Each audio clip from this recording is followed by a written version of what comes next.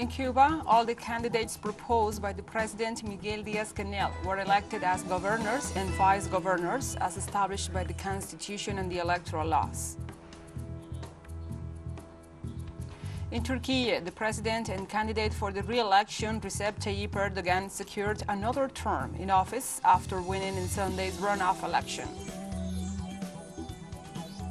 And also in Spain, the Popular Party wins in the main cities except for Barcelona in the regional and municipal elections.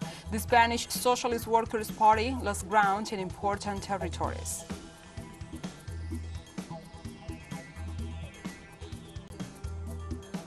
Hello from the headquarters of teleSUR English in Havana, Cuba. This is From the South. I'm your anchor, Gladys Quesada, and these are the news. In Cuba on Sunday, 100% of the candidates proposed by the President Miguel Díaz-Canel were elected as governors and vice-governors as established by the Constitution and the electoral laws.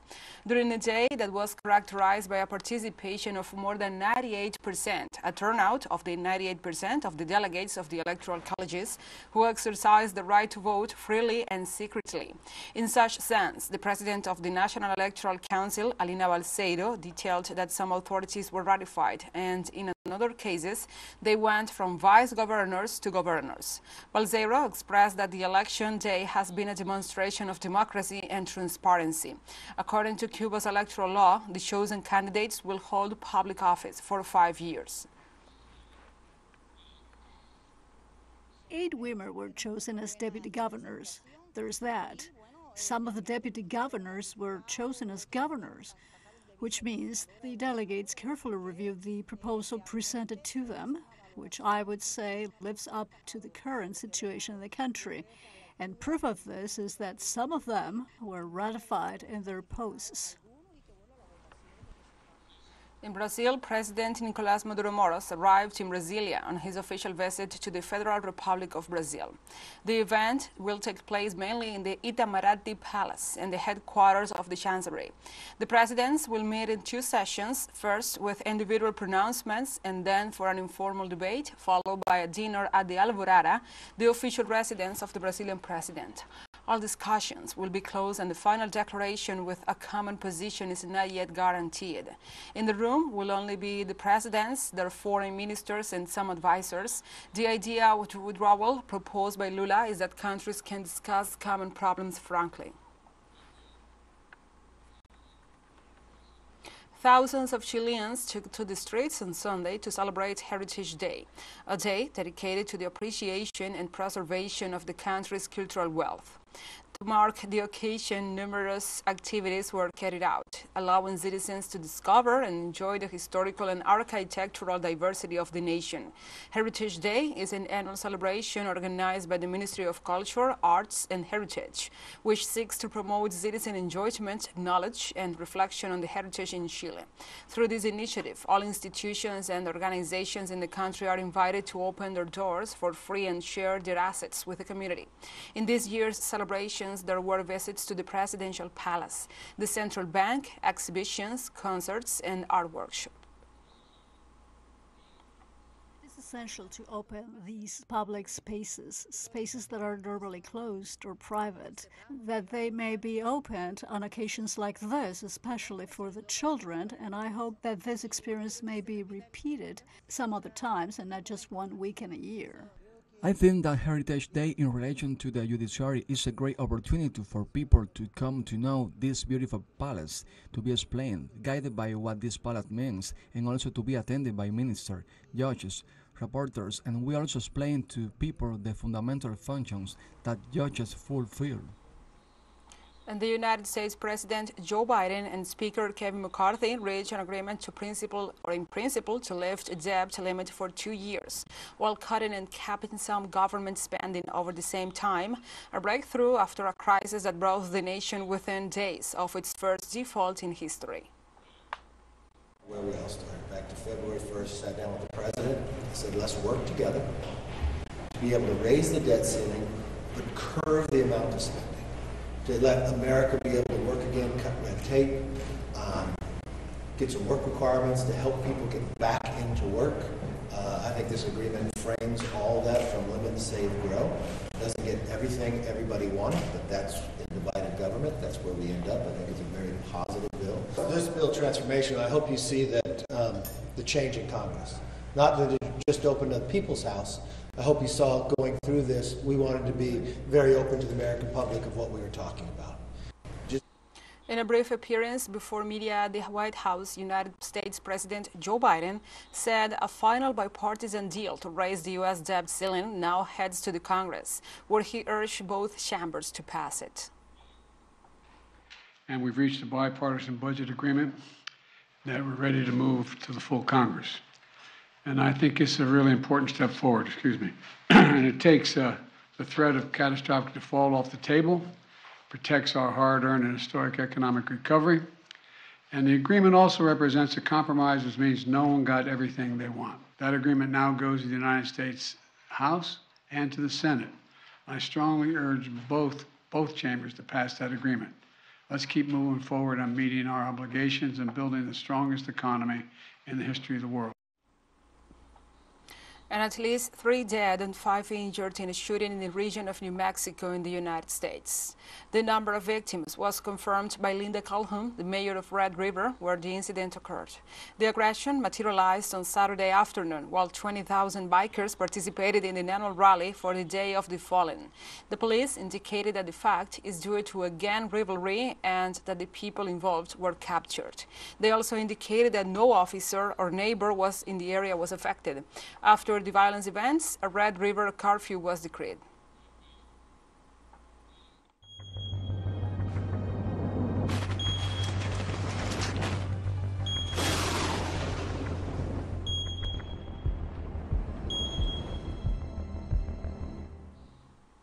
We move on to other topics. In Colombia, an earthquake of magnitude 5.7 was registered this Sunday, whose epicenter was located in the municipality of Los Santos in the department of Santander.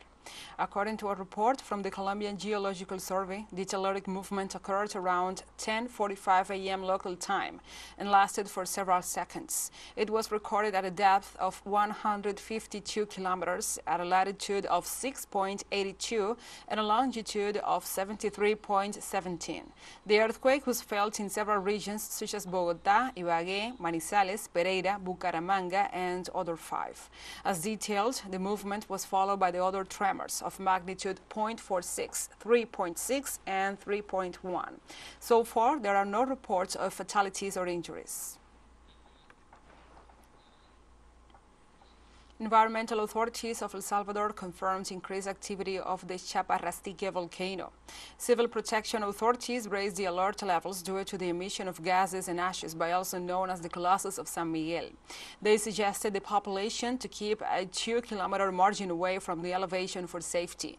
Volcanic ash reached some municipalities of San Miguel, including San Jorge, so the competent authorities and the security bodies will keep monitoring with municipal commissions. Let's take a short break, but remember you can join us on TikTok at teleSUR English, where you will find news in different formats, news updates and more. Other stories coming up. Stay with us.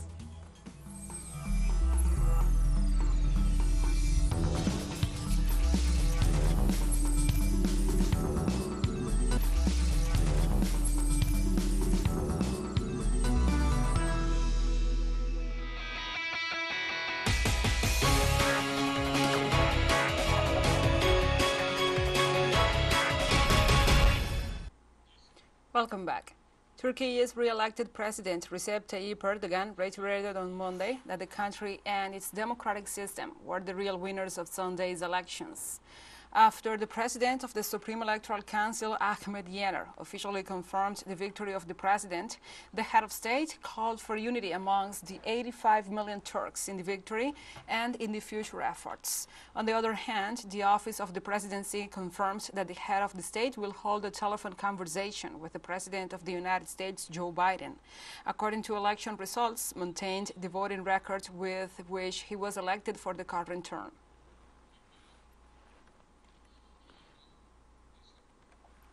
After Turkey's election board confirmed that Recep Tayyip Erdogan has won the country's 2023 presidential election, the re-elected head of state addressed his supporters in Ankara and thanked them for strengthening the nation's democracy.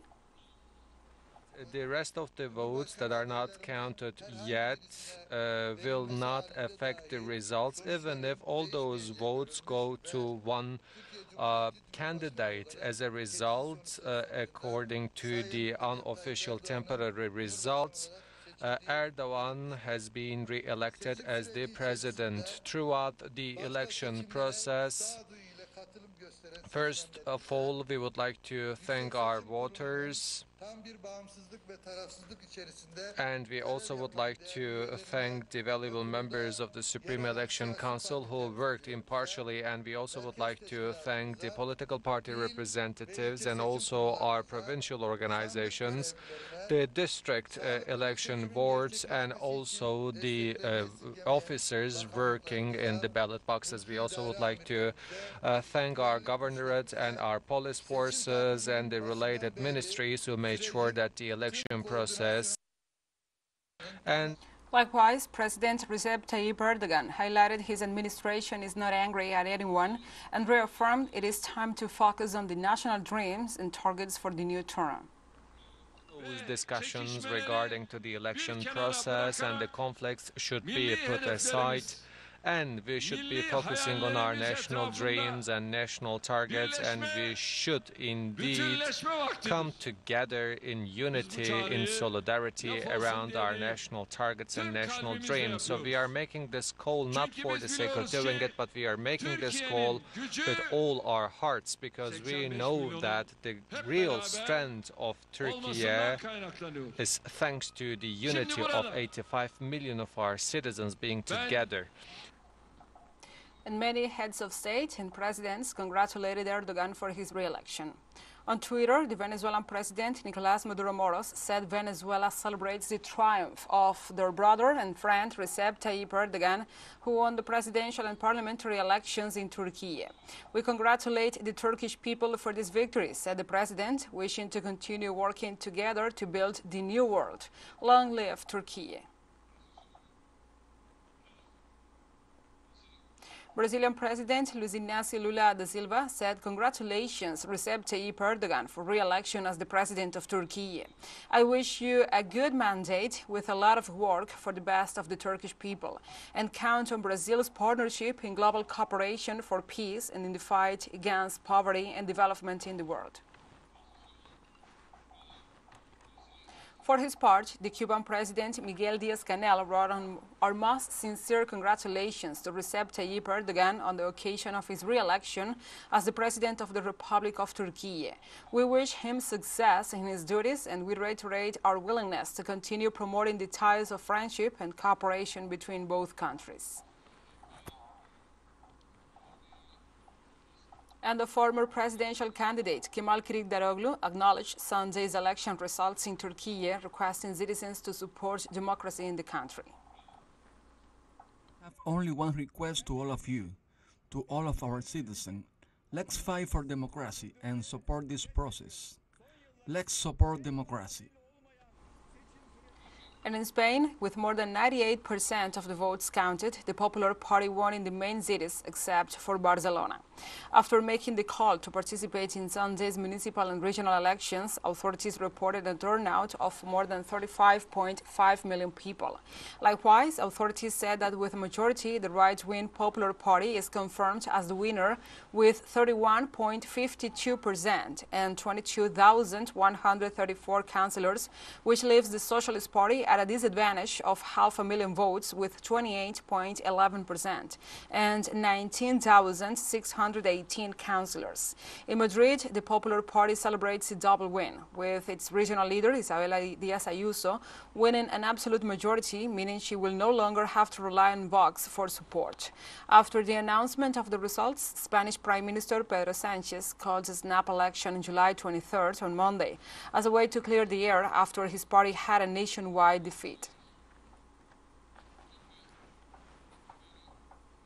In Serbia, the defense minister Milos Vucevic warns of increased tensions with Kosovo and fears the start of an armed conflict. According to Milos Vucevic, tensions in Kosovo have reached a critical point and an armed conflict could break out, detailing that the Serbian army units continue to expand their presence along the lines of the Kosovo and Metohija regions. Government put military units in high alert after Kosovo's attempt to appoint an Albanian national as a mayor of the north. And teleSUR English continues to grow. You can now tune in from 33 different African countries using StoreSat. Dial 461 and enjoy our Latin American alternative broadcast. One final short break and we'll be right back. Stay with us.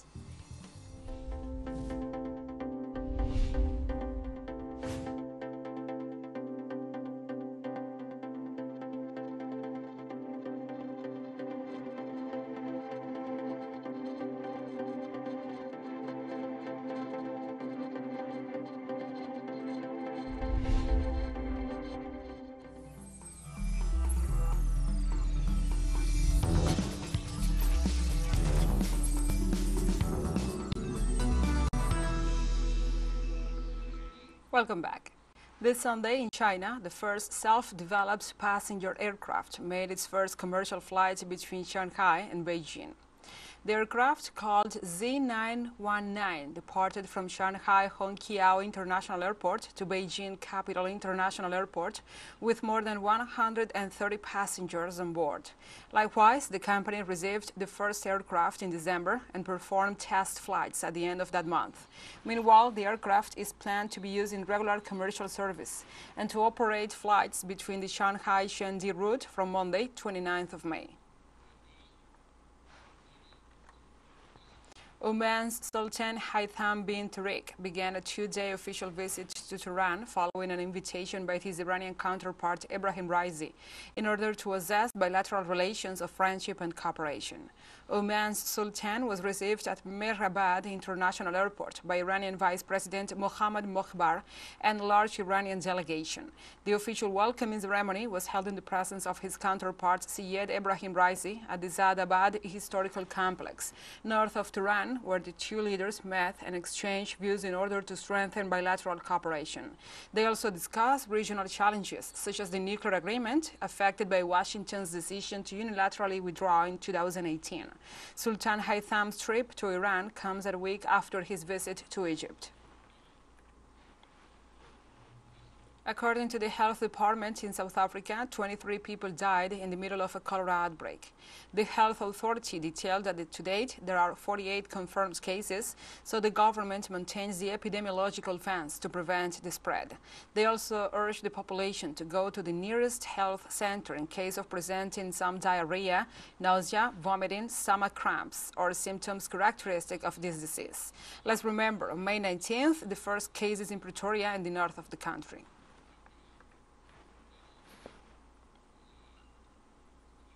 Somalia's government and the federal member states agreed on Sunday that direct universal suffrage will be introduced with local elections set for June 2024. The decision followed a pledge by the President Hassan Sheikh Mohamud in March to end a complex indirect system in place since 1969. After reaching an agreement with the state leaders, the national government stated that elections must be one of the gives the population the opportunity to cast their votes democratically in a one-person, one-vote system. It also said that the reform aims to encourage the multi-party political system, one that is independent and corruption-free. Somalia has not had one-person, one-vote elections nationwide since 1969, when Siad Barre seized power. It is very good that the people are given the choice on self-determination. In the past, a small group of people used to elect our leaders behind closed doors that we should accept whether we want to or not. So if people are given the opportunity to elect their leaders, then they can hold those officials accountable. We welcome the one-person, one-vote system being implemented in the country. It is something we want to do, and we should elect our leaders with more satisfaction. And we have come to the end of this news brief. But remember, you can find this and many other stories on our website at telesurenglish.net. And also, if you feel so inclined, please join us on social media for all the latest news. We are on Facebook, Twitter, Instagram, Telegram, and TikTok. For TeleSUR English, I'm your anchor, Gladys Quesada. Thank you for watching.